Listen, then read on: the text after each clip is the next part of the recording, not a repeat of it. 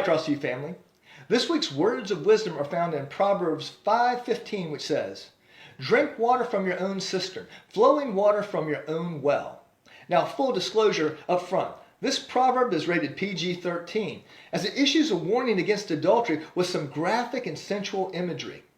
However, it is important that we do not shy away from uncomfortable topics because, one, God is not shy about addressing the topic directly in Scripture, and two, because it's a practical issue in our culture today that the church needs to address in order to equip Christians to confront and overcome temptation.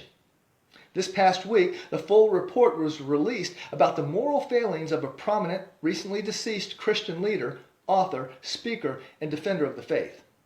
This is heartbreaking for both the women harmed by his sexual sin and his own family.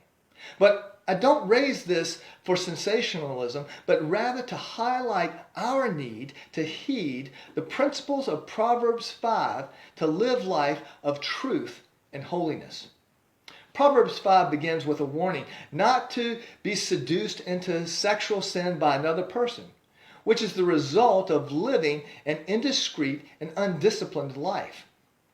Then, verse 15 makes a shift towards the positive, proactive approach to overcoming temptation of sexual sin. Drink water from your own cistern. As you probably figured out, he ain't talking about water. Now, it really starts to get edgy in verse 18, where the writer observes and advises, "Let your fountain be blessed, and rejoice in the wife of your youth."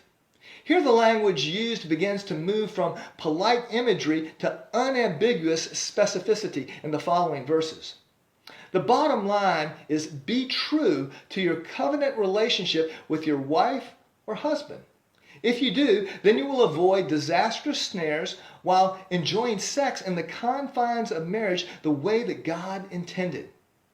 This principle also applies to single, unmarried people. Live today as if you were married to your yet-to-be-discovered spouse.